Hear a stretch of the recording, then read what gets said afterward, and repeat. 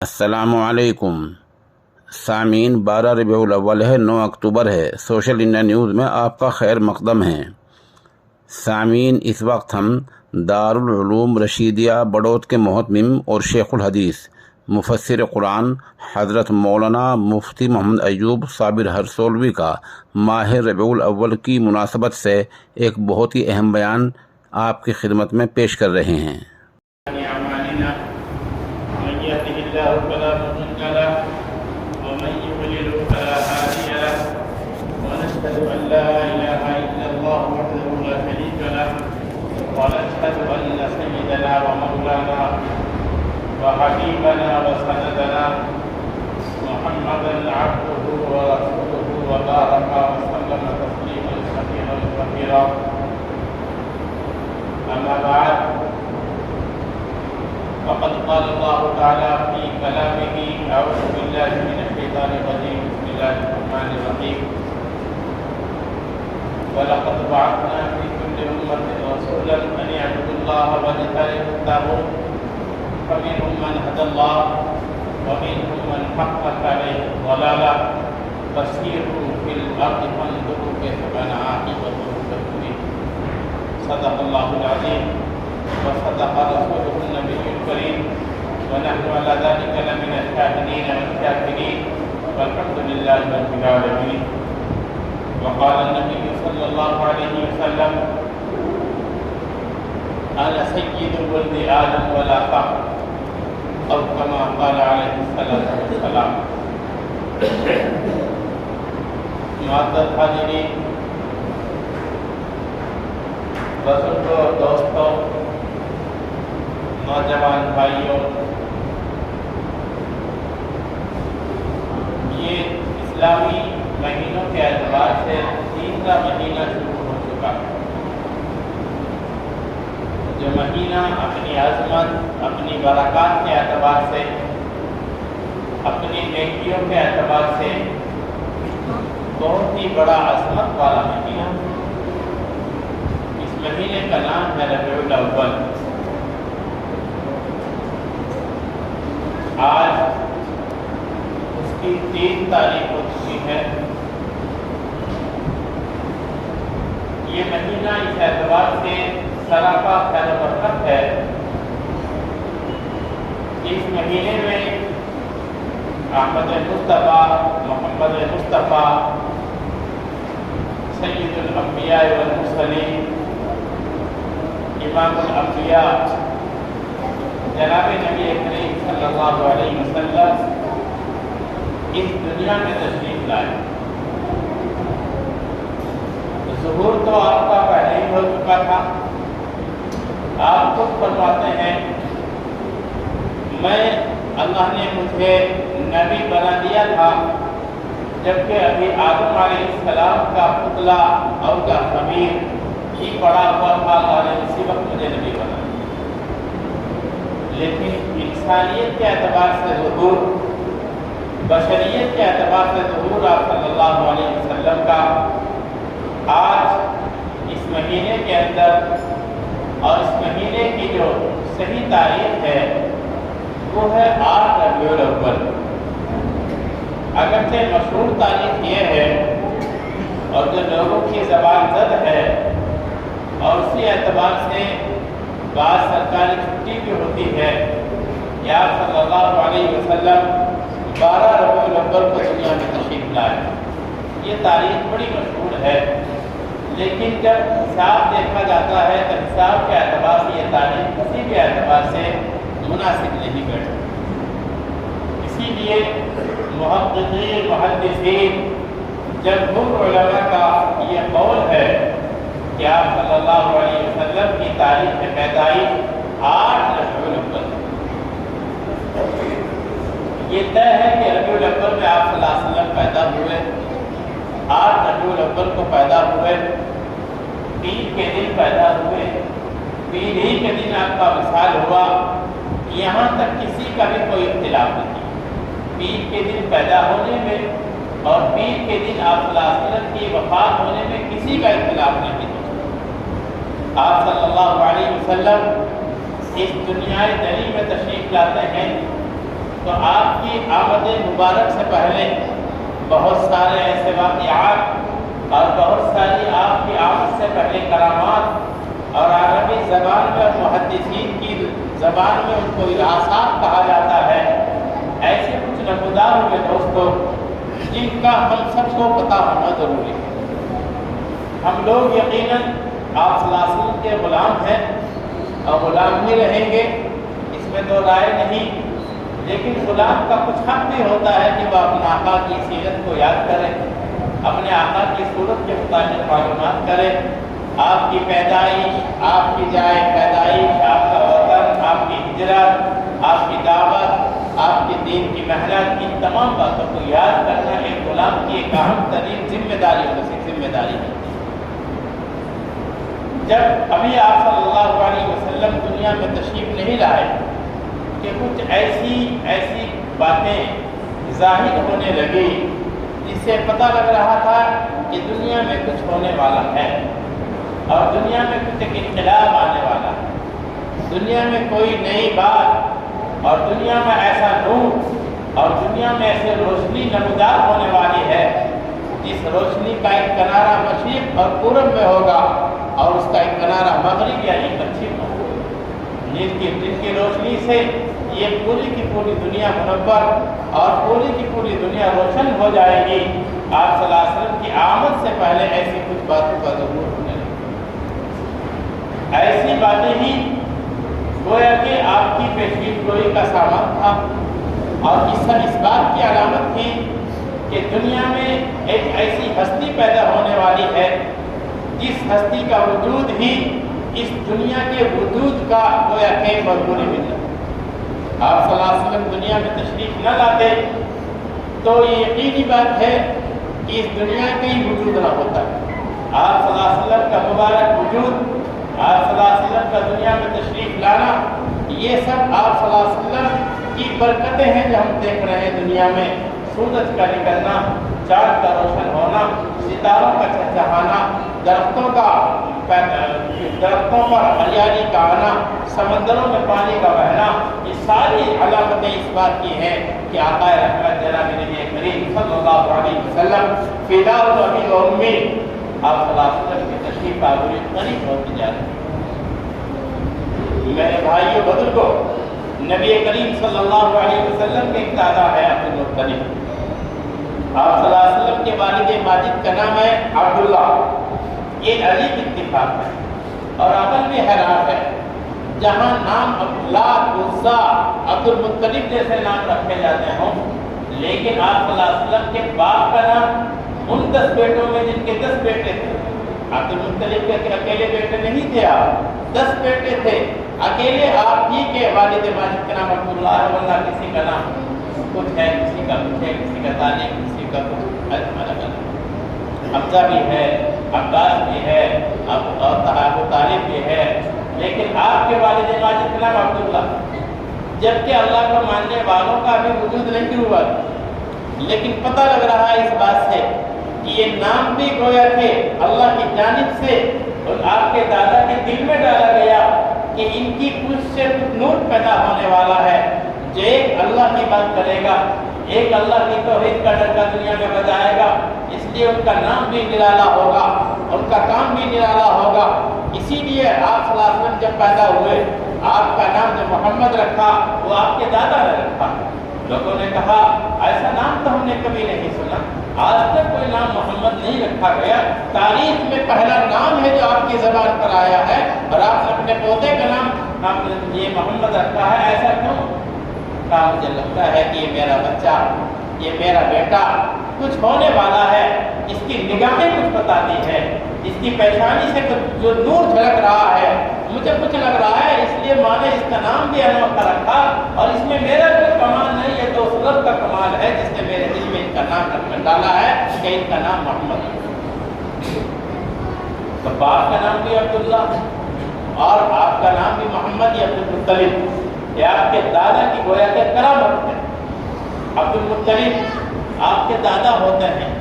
ابھی ان کے ایک ہی بیٹے تھے، تو انہوں نے جب کنواں کھود رہا تھا زمزم کا جب کنواں کھود رہا تھا، اس کی تفصیل لمبی ہے، وہ تو بہت وقت لگ جائے گا، میں بہت مختصر اور شارٹ کٹ آپ لوگوں کو بتا رہا ہوں۔ جب وہ کنواں کھود رہا تھا تو عبد المطلب کنواں کھودنے میں خود شریک تھے کہ میں کھود، اب اکیلے بیٹے کیا ساتھ دیں گے؟ تو منت مانی، اے اللہ، اے اس گھر کے اور اس گھر کے مالک، اگر تو نے مجھے 10 بیٹے عطا کر دیے تو میں ایک بیٹا تیرے نام پر بطور کر قدرت۔ اب مطلب کے 10 بیٹے ہو گئے، 10 بیٹے ہو گئے۔ اب 10 بیٹے ہو گئے تو لوگ ایسے نہیں تھے، کافر ہیں، مشرک ہیں، سب کچھ ہیں، لیکن جب اللہ سے کوئی معاہدہ کر لیا، اللہ ہی سے نہیں، اگر کسی انسان سے بھی کوئی وعدہ کر لیا، سب کچھ ہو سکتا ہے لیکن وہ وعدہ نہیں ٹوٹتا۔ ایسے وہ لوگ زبان کے پابند ہیں، یہ تعلیم لکھتی ہے اس بات۔ اس لیے جب آپ کو اللہ نے 10 بیٹے دے دیے تو بات یہ طے ہوئی کہ آپ اپنی منت پوری کریں۔ عبد المطلب خوش ہوئے، چلیے میں اپنی منت پوری کر کے دیتا ہوں۔ منت پوری کرنے میں یہ مسئلہ آیا، کون سے بیٹے کو اللہ کے نام پر ذبح کرو؟ سوال، میں تو اپنے طور سے کچھ نہیں فیصلہ لے سکتا۔ ادھر آپ کی جو اور دیگر بیٹیاں تھیں، آپ کے والد ماجد کی جو بہنیں تھیں، ان کو یہ تھا کہ ایسا کیا جائے، کیوں بچہ ذبح کیا جائے، 10 اونٹ قربان کر دیے جائیں، بس کافی ہے، کام چل جائے گا۔ بیٹے کا ذبح کرنا، بچے کا ذبح کرنا تو بہت بڑی بات ہے، یعنی عورتوں کو فطرت محبت ہوتی ہے، بہن کو ہر اپنے بھائی سے محبت ہوتی ہے، لیکن ہوا یہ کہ عبد المطلب نے پورا ڈالا، پرچی ڈالی بھائی، پرچی ڈالو، دیکھو کس کے نام آتا ہے پورا۔ حمزہ کے نام آتا ہے، عباس کے نام آتا ہے، ابو طالب کے نام آتا ہے، کس کے نام آتا ہے؟ پرچی ڈالی تو نام آیا عبداللہ کا۔ عبداللہ ان کے باپ ہیں، آپ صلی اللہ علیہ وسلم کے باپ۔ دوبارہ پھر پرچی ڈالی، ہو سکے جس سے ان کا نام نکل آئے، دوبارہ پھر انہیں کا نام آ گیا۔ 3 مرتبہ پھر، تیسری مرتبہ پھر پرچی ڈالی گئی، پورا ڈالا گیا تو پورے میں پھر انہیں کا نام آ گیا، مجبور ہو گئے۔ اب ایسا نہیں ہو سکتا، عبداللہ کو ذبح کیا۔ چنانچہ آپ صلی اللہ علیہ وسلم کے والد ماجد حضرت عبداللہ کو ذبح کے لیے تیار کیا گیا، تیار ہو گئے، چونکہ پہلے عبد المطلب نے اپنے تمام بیٹوں سے مشورہ لیا۔ دیکھو آپ کو معلوم ہے میں نے ایک منت مانی تھی کہ اللہ نے اگر مجھے 10 بیٹے دے دیے، میں ایک بیٹا اللہ کو دوں گا، اب بتاؤ تمہارا کیا خیال ہے؟ سب بیٹوں نے خوشی خوشی کہا، ابا جان آپ اپنی منت پوری کیجیے، جس کا نمبر آئے گا ہم تیار۔ کیا آج کا بیٹا ایسا کر سکتا ہے؟ ایمانداری سے آج کا بیٹا باپ کو کھا تو سکتا ہے پورا کا پورا، لیکن وہ قربان ہو جائے اس کے لیے ناممکن ہے۔ تیاری ہوئی، تیاری میں نام آ گیا حضرت عبداللہ کو، نام آ گیا۔ عبداللہ کی بہنیں بڑی پریشان ہوئی، یہ تو بھائی جان چلے جائیں گے، تو اس بارے میں مشورہ ہوا۔ ابا جان کو کہنے لگی عبد المطلب کو، آپ ایسا کریں 10 اونٹ ذبح کر دیں کے بدلے۔ 10 اونٹ ذبح کرنے کا جب نمبر آیا تو آپ نے فرمایا کہ بھائی 10 اونٹ نہیں ذبح ہوں گے۔ 10 اونٹ بھی کچھ ہوتے ہیں کیا؟ 10 اونٹ میں اور اضافہ کیا گیا، 20 اونٹ، 20 بھی نہیں، 30 بھی نہیں، بالآخر بڑھاتے چلے گئے عبد المطلب۔ جب بڑھاتے چلے گئے اور بڑھتے بڑھتے 100 ہو گئے، تب جا کر عبداللہ کا نام پرچی سے کٹا کہ اب اونٹ ذبح کر دیے جائیں، اب عبداللہ کو ذبح نہ کیا جائے، ورنہ ہر 10 پر، ہر 20 پر، ہر 30 پر، ہر 40 پر، 90 تک عبداللہ ہی کا نام چلتا رہا کہ نہیں عبداللہ ہی ذبح ہوں گے۔ جب 100 کا نمبر آیا کہ 100 اونٹ آپ ذبح کریں، پھر عبداللہ کا نام پرچی سے نکل گیا، اب 100 اونٹ ذبح کریں۔ یہی دیت بنی، یہی کلیم بنا اس زمانے کا کہ اگر کسی کو کوئی مار دے تو اس کے بدلے میں 100 اونٹ دینے پڑتے ہیں۔ یہ عبد المطلب کا فیصلہ تھا، اور اسی دادا کے فیصلے کو آپ نے بھی قبول کیا۔ شریعت مطہرہ کا بھی یہی فیصلہ ہے کہ اگر کسی کو قتل کر دیتا ہے تو قتل کے بدلے میں 100 اونٹ دیے تو خون بہا کلیم کے دینے پڑتے ہیں۔ آج تو جان بچ گئی عبداللہ کی، اسی لیے آپ صلی اللہ علیہ وسلم فرماتے ہیں انا ابن الذبیحین، میں 2 ذبیحوں کا بیٹا، میرے باپ وہ بھی اللہ کے راستے میں قربان تو ہی گئے، ٹھیک ہے کہ چھوڑی نہیں چلی، بھائی نام نکل گیا، نام کے لیے قربان گاہ چلے گئے، تیاری ہو رہی ہے سب کچھ، اور ایک میرے دادا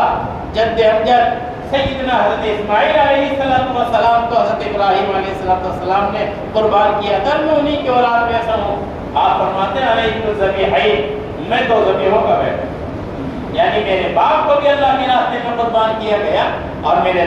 جد امجد اسماعیل علیہ السلام کو اللہ کے راستے میں قربان کیا گیا۔ تو آپ فرماتے ہیں علیہ الذبیحین، یہ آپ صلی اللہ علیہ وسلم کی خوبیاں ہیں۔ جب حضرت آمنہ آپ کی والدہ ماجدہ عبداللہ کا ان سے نکاح ہو گیا، تو خود بتاتی ہیں کہ اللہ رب العزت نے مجھے جب حمل دیا، آپ کا دوران حمل جو عورتوں کو تکلیفیں ہوتی ہیں سب جانتے ہیں، عورتوں کی کیسی مصیبت آتی ہے اور کیسی تکلیفیں ہوتی ہیں، اور جب بچہ پیدا ہوتا ہے تب تک عورت یہ طے کر لیتی ہے کہ اس مرتبہ تو شوہر سے ملاقات کرنے کی، اس قدر وہ تکلیف برداشت ہے، لیکن خدا کا نظام ہے، پھر بھول جاتی ہے وہ تکلیف کو، پھر دوسرے بچے کی طرف پیدا ہو جاتی ہے۔ تو وہ فرماتے ہیں کہ نہیں مجھے کوئی تکلیف نہیں ہوئی، مجھے تو آپ کی تسبیحات، آپ کے جو آپ میرے پیٹ میں تھے اور آپ اللہ کا ذکر کیا کرتے تھے، مجھے تو اللہ کا ذکر بھی آپ کا سنائی دیتا تھا کہ میرا بچہ جو میرے پیٹ میں ہے وہ اللہ کا نام ہے۔ نبی کریم صلی اللہ علیہ وسلم کی ولادت باسعادت کا دوستو یہ مہینہ ہے، جس کی میں نے بتائی تاریخ بتائی تھی آپ کو، پھر دوہراؤں گا جب اور لوگ آ جائیں گے، لیکن اس لیے اس مرتبہ اس کا انتخاب کیا ہے کہ ہم لوگوں کو تو آپ صلی اللہ علیہ وسلم کے ناموں کا معلوم نہیں، کام کو تو کیا معلوم ہوتا، ہمیں تو آپ کی زندگی کا معلوم نہیں، آپ کی پیدائش کہاں یہ پتہ نہیں، آپ کی ہجرت کی جگہ کہاں یہ پتہ نہیں، آپ کا کام کیا یہ پتہ نہیں ہے، بلا میرا بلا کے نبی، بلا کے مصطفیٰ، سب یہ ہماری کوتاہی ہے۔ ملا کر آپ صلی اللہ علیہ وسلم دنیا میں تشریف لے آئے۔ ایک عورت بتاتی ہیں کہ جب آپ اس بار آپ دنیا میں تشریف لائے، میں بھی اس گھر میں تشریف فرما تھا، جیسے عورتوں کو غلط تو کچھ نہیں آپ کو، حضرت آمنہ کو کوئی غلط نہیں ہوا، آسانی سے بہت آسانی سے آپ تشریف لے آئے۔ ایک خوبی یہ ہوئی کہ آپ دیکھتے ہیں کہ جب بچہ پیدا ہوتا ہے تو بچہ بہت گندا ہوتا ہے، لت پت ہوتا ہے گندگیوں میں، آپ کے بدن پر کوئی گندگی نہیں، آپ تو مطہر تھے، پاکیزہ، صاف ستھرے، ناک کی ناک کاٹی گئی جیسے کہ بچے کی ناک کاٹی جاتی ہے، اور آپ مختوط پیدا ہوئے، پیدائشی ختنہ والے پیدا ہوئے، یہی قول زیادہ صحیح ہے، اگرچہ اور بھی قول ہیں، لیکن ایک خوبی یہ تھی کہ جب آپ پیدا ہوئے، وہ ان کا بیان ہے جو اس وقت آپ کی والدہ ماجدہ کے پاس تھی، وہ خود بتاتی ہیں کہ میں نے دیکھا جب آپ دنیا میں تشریف لائے کہ آپ کے حضرت آمنہ کے پیٹ سے ایک ایسا نور نمودار ہوا کہ اس نور سے آسمان و زمین روشن ہو، مشرق و مغرب روشن ہو گیا، پورب و پچھم روشن ہو گیا۔ اور اسی رات کی خبر ہے جب آپ صلی اللہ علیہ وسلم دنیا میں تشریف لائے، وہ کسرا کے یہ علاج، یہی کسرا جس کی سپر طاقتیں تھی میرے بھائیوں، ایک اس کا وہ تھا آتش کدا، جہاں 1000 سال سے برابر آگ جل رہی تھی، برابر انگارے، روزانہ لکڑ، کروڑوں لکڑ ڈالے جاتے تھے، کبھی وہ آگ نہیں بجھتی تھی، لیکن اچانک ایسا ہوا آپ جب دنیا میں تشریف لاتے ہیں تو وہ آگ جو ہزاروں سال سے روشن تھی وہ آگ بجھ گئی۔ کسرا کے محل کے کمرے 14 کمرے تھے اس کے، اور وہ ہمیشہ ان کی حفاظت کیا کرتا تھا، ہمیشہ ان کو دیکھتا تھا، وہ آج دیکھتا ہے کہ میرے 14 کے 14 کمرے ٹوٹ گئے، سب نظام ترمیم ہو گیا، گویا کہ آپ تشریف لا رہے ہیں دنیا میں، دنیا کی جتنی بھی طاقتیں ہیں اور دنیا کا جتنی بھی حکومتیں سب آج پامال ہوتی جا رہی ہے، گویا یا تو سب آپ کے لیے سرنگو ہیں، سجدہ کر رہی ہیں، اور یہ آپ کے سامنے ساری کی ساری ذلیل و خوار ہو گئی ہیں۔ کسرا کے بادشاہ نے، کسرا نے جو ایران کا بادشاہ تھا، فارس کا بادشاہ کسرا، اس نے جب دیکھا کہ یہ ہزاروں سال سے یہ ہمارا آتش کدا یہ بھی بالکل بجھ گیا، ٹھنڈا پڑ گیا، تو اس نے اطلاع بھیجی، اس نے رپورٹیں منگوائی، آخر کیا وجہ ہے کہ ایسا ہو گیا ہے، کیوں ہوا ہے؟ تو کسی نے بتایا، بہت ان کی تفصیلات ہیں، تحقیقات بھیجی، کبھی یہود کے علماء کے پاس بھیجا، کبھی عیسائیوں کے، چونکہ یہی تو دفتر پڑھے لکھے تھے، پوچھو کہ کیا وجہ ہے، تو ایک یہودی بہت بڑا عالم زندہ تھا، وہ بتا رہا تھا، بتاتے ہی فوراً اس کا انتقال بھی ہو گیا کہ اس وقت ایک نبی پیدا ہو چکا ہے جو عرب میں پیدا ہوا ہے، اور یہ ساری اسی کی علامتیں جو علامتیں ظاہر ہو رہی ہیں کہ اس کی علامتوں میں ہم نے کتابوں میں پڑھا، انجیل میں پڑھا، توریت میں پڑھا، جب وہ آخری نبی پیدا ہوں گے تو کسریٰ کے محل کے 14 کنارے ٹوٹ جائیں گے، اور وہ آتش کدہ ہزاروں سال سے جو آگ جل رہی ہوگی وہ بھی بجھ جائے گا، ٹھنڈا ہو جائے گا۔ یہ اس بات کی علامت ہوگی کہ دنیا سے کفر کا خاتمہ قریب ہو چکا ہے، دنیا سے کفر کا خاتمہ ہو گیا ہے، دنیا میں ایمان کا جلوہ ہوگا، دنیا میں ایمان کی روشنی نمودار ہونے والی ہے، نور نبوت طلوع ہو چکا ہے اور نبوت کا سورج نکل چکا ہے۔ اب تمام کے تمام جتنی بھی گندگیاں ہیں اور جتنے بھی غلط کام ہیں وہ سارے بالکل ختم۔ آپ کو یاد ہوگا جب غزوہ احزاب ہو رہا تھا اور غزوہ احزاب میں خندق کھودنے کے وقت میں ایک بھاری بھرکم چٹان آئی تھی، صحابہ نے کہا کہ اللہ کے رسول یہ چٹان تو ٹوٹنے کا نام نہیں لے رہی ہے، کیا کیا جائے؟ آپ نے فرمایا میں خود آ رہا ہوں، میں دیکھوں گا۔ آپ نے اللہ اکبر پڑھا اور کدال ہاتھ میں آپ کی تھی، آپ کے خود خندق کھودنے میں شریک تھے، آپ نے کدال ماری اور ایک حصہ اس کا ٹوٹ گیا اس چٹان کا، اور ایک عجیب قسم کا نور ظاہر ہوئی، روشنی ظاہر ہوئی۔ صحابہ نے عرض کیا اللہ کے رسول ہم نے دیکھا جب آپ نے ایک کدال ماری ہے چٹان پر اور چٹان کا ایک حصہ ٹوٹ گیا تو ایک روشنی نمودار ہوئی۔ آپ نے فرمایا کہ آپ لوگوں نے واقعتاً وہ روشنی دیکھی؟ اکثر صحابہ نے کہا اللہ کے رسول ہم نے اپنی آنکھوں سے وہ روشنی دیکھی۔ آپ نے فرمایا مجھے یمن کے جو محلات ہیں اور یمن کی جو طاقتیں ہیں وہ جبریل امین نے آ کر بتایا کہ آپ کی امت ان محلات کو بھی فتح کرے گی۔ پھر دوسری مرتبہ ہماری چٹان کا ایک حصہ اور ٹوٹ گیا تو بتایا کہ روم اور قیصر کے جو محلات ہیں وہاں تک بھی آپ کی امت پہنچے گی، وہاں کی فتوحات آپ کی امت ہوگی۔ تیسری مرتبہ پھر ماری، ختم ہو گئی وہ چٹان، چکنا-چور ہو گئی، تو آپ کو بتایا گیا کہ کسریٰ کے جو محلات ہیں وہ بھی اس کو بھی آپ کی امت فتح کرے گی۔ یہ گویا کہ پیشین گوئی ہو چکی تھی پہلے ہی، اور یہ پیشین گوئی ظاہر ہو رہی تھی میرے بھائی بزرگوں۔ نبی کریم صلی اللہ علیہ وسلم کی ولادت باسعادت سے پہلے آپ کو تاریخ کا وہ ایک عجیب اور المناک واقعہ یاد ہوگا کہ وہ بیت اللہ کعبہ شریف جس کی طرف کو میں اور آپ سب نماز میں رخ کر کے نماز پڑھتے ہیں، اس بیت اللہ کو ڈھانے کے لیے ایک آدمی چلا تھا، وہ بھی یمن سے چلا تھا، یمن ہی کا وہ بادشاہ تھا، یمن کا وہ بادشاہ کا گورنر تھا، گویا کہ ابرہہ نام کا آدمی جس کا نام آپ نے سنا ہوگا، وہ چلا تھا بیت اللہ کی اینٹ سے اینٹ بجانے کے لیے اور بیت اللہ کو گرانے کے لیے چلا تھا۔ جب دیکھا آ رہا تھا، پتہ لگا لوگوں کو کہ بہت بڑی طاقت آ رہی ہے اللہ کے گھر کو گرانے کے لیے، ہر محلہ ہر خاندان والے پریشان ہو گئے، جو بھی جہاں راستے میں پڑتا تھا سب نے سوچا مقابلہ کریں گے، مقابلہ کیا گیا، لیکن اتنی بڑی طاقت کے سامنے کس کا مقابلہ چلتا تھا، جو بھی سامنا آتا گیا سب کو وہ ڈھیر کرتا گیا، سب رکاوٹیں ختم ہوتی گئی، گویا کہ وہ آپ کے بیت اللہ کے بالکل قریب آ گیا، مکہ مکرمہ کے قریب آ کر اس نے پڑاؤ ڈال دیا۔ اس کی فوج نے دیکھا کہ یہاں کچھ اونٹ چل رہے ہیں، اونٹ یہ جو چل رہے ہیں ان کو چوری کر لے اور ان کو ہتھیا لیا جائے، تو ابرہہ کی فوج نے وہ اونٹ ہتھیا لیے، چوری کر لیے، اپنے قبضے میں لے لیے۔ وہ اونٹ تھے حضرت عبدالمطلب، آپ کے دادا کے حضرت عبدالمطلب کو پتہ لگا کہ ایک آدمی آ رہا ہے، غلط ارادے سے آ رہا ہے، اور اس نے ایک کام یہ کیا ہے کہ میرے اونٹ بھی اس کی فوج نے چرا لیے ہیں، اپنے قبضے میں لے لیے، چھین لیے ہیں۔ عبدالمطلب نے ایک کام کیا، سن دھیان سے، جب عبدالمطلب کو پتہ لگا کہ ابرہہ نام کا ایک آدمی آ رہا ہے، لوگوں کو کہا میں مکہ خالی کروں، تم سب لوگ پہاڑوں پر چلے جاؤ،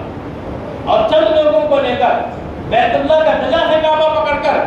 جو عبدالمطلب کی گٹ گٹ بندی ہے، جو روئے ہیں اللہ کے سامنے، اے اللہ میری مجال نہیں، میرے میں طاقت نہیں کہ میں اس ظالم کا مقابلہ کر سکوں، یہ تیرا گھر ہے تو اپنے گھر کی خود حفاظت کرے گا، یہ رو کر اور اللہ کو اللہ کے گھر والے کر کے نکل گئے۔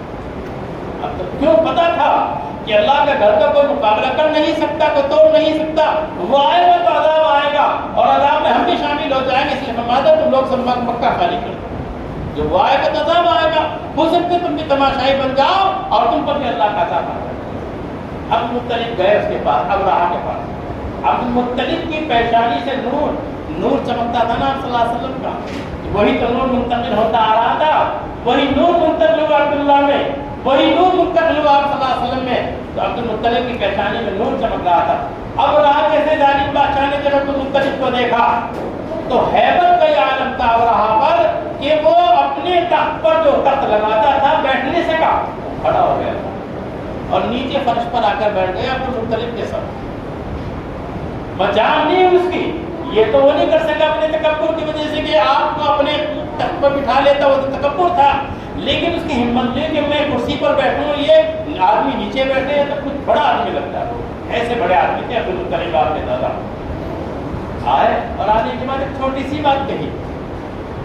میں اس لیے آیا ہوں ابرہہ، مجھے پتا لگا ہے کہ تمہاری فوج نے ہمارے اونٹ پکڑ لیے ہیں، تو ہم اپنے اونٹوں کو چھوڑوانے کی درخواست لے کر آیا ہوں، اگر قبول ہو جائے، طاقت ہمارے پاس نہیں ہے۔ تو جو ابرہہ کے دل میں عبد المطلب کی ایک عظمت بیٹھی تھی نا، ایک ہیبت، اور عبد المطلب کے بارے میں ابرہہ نے سوچا تھا کہ یہ تو اللہ کے گھر کے بارے میں جس کو میں ڈالنے کے ارادے سے، غلط ارادے سے جا رہا ہوں، شاید اس سلسلے میں مجھ سے بات کرے، تو وہ ہیبت سی نکل گئی، وہ روب اور دبدبا جو وقار بیٹھا تھا وہ ختم ہو گیا، اور یوں کہا کہ یہ تو میں چھڑوا دوں گا، لیکن میرے دل میں جو آپ کی عظمت تھی وہ ختم ہو گئی۔ میں تو سوچ رہا تھا کہ آپ اپنے گھر کے بارے میں بات کریں گے اور شاید مجھ سے کچھ منت سماجت کریں گے، میں اس کی بنا پر یہ میں زیادہ بدل دوں۔ سنو دھیان سے سنو مسلمانوں، کیا کہا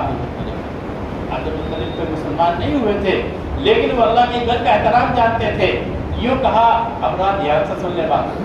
تجھے اپنی طاقت پہ ناز ہے نا، دھیان سے سن، اونٹوں کا مالک میں ہوں، میں اپنے اونٹ چھٹوانے آیا ہوں، اونٹوں کا مالک میں ہوں، اور گھر کا مالک وہ رب ہے، وہ اپنے گھر کی خود حفاظت کر لے گا، تیری جو مرضی آئے گا۔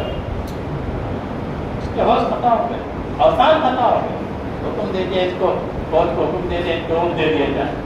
چنانچہ وہ ہوا سب جانتے ہیں۔ الگ طرح کے پارا رب کا ویسا بھی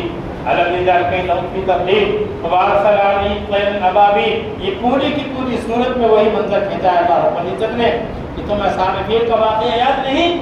بڑے بڑے ہاتھی لے کر آیا تھا، بڑے بڑے ہاتھی، ان ہاتھیوں میں بڑے بڑے زنجیر باندھ کر کہ بیت اللہ کو دو ادھر کو دو ادھر کو، اور سب کو ایک دم ایک آن میں گرا دیا جائے گا۔ لیکن نہ ہاتھی پہنچ سکا، نہ ہاتھی بان پہنچ سکے، نہ ابرہہ جا سکا، سب کو اللہ رب العزت نے چھوٹے چھوٹے پرند بھیج دیے، معمولی معمولی پرند، ان کی چونچوں میں ذرا ذرا سی مٹی کے وہ کنکر، ان کے پیروں میں بھی کنکر اوپر سے مارتے تھے، سر سے پیر تک ایسے وار کرتے تھے، بالکل ریزر۔ قرآن نے کہا کعصف معقول، جیسے جانور ہوتا ہے نا، وہ بھوسا کھاتا ہے نا، بھوسا، اور بھوسا کھانے کے بعد جب اندر سے نکلتا ہے نا وہ بھوسا کیسا ہوتا ہے، وہ بالکل سارے ایسے ہو گئے تھے قاسم معقول، جیسے کھایا ہوا بھوسا ہوتا ہے، ایسے اللہ نے ابرہہ کے علاوہ جتنے بھی آئے تھے مارنے کو گرانے کے لیے، ہاتھی بھی اور غیر ہاتھی بھی، مطلب کو ہاتھی بھی اندھے ہو گئے، فیلبان بھی اندھے ہو گئے، اور گرانے والے بھی۔ ابرہہ بچا، ابرہہ کو ہو گیا کینسر،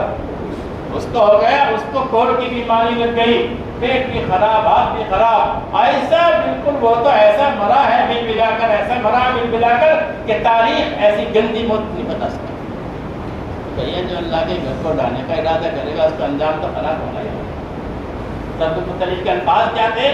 اونٹوں کا مالک میں، اور اس گھر کا مالک وہ رب ہے، وہ اپنے گھر کی خود حفاظت کر لے گا، تیرا جو ارادہ کر کے دے۔ پھر آئے، جیسے یہ کہے اور پھر بیت اللہ میں آئے، اور آنے کے بعد گر گڑائے اور غلاف کعبہ پکڑ کر کہا، اے پروردگار جو میں کر سکتا تھا کر دیا، اب یہ گھر تیرے حوالے ہے، تو اپنے گھر کی خود حفاظت کرے گا، اور اللہ نے حفاظت کر کے دکھا دی۔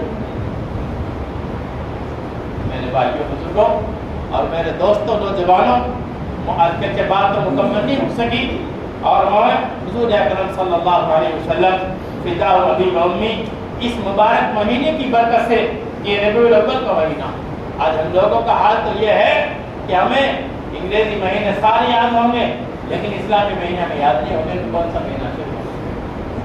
جبکہ اسلامی تاریخ کی حفاظت بھی اس امت پر فرض کفایہ ہے۔ یہ امت اسلام والی ہے، یہ امت چاند کی تاریخ والی ہے. اس امت کا عید کا نظام ہو، رمضان کا نظام ہو، قربانی کا نظام ہو، حج کا نظام ہو، عدت کا نظام ہو، کوئی بھی نظام ہو، سارا چاند کی تاریخ سے چلتا ہے، بغیر مہینے کی تاریخ نہیں. اس لیے مہینہ کون سا مہینہ ہمیں پتہ نہیں، صرف خیر خبر. اگر پتہ ہوگا اس مہینے کا، معاف کرنا میں آپ لوگوں کو چور سی مار رہا ہوں، جاؤ بریلیوں میں جاؤ،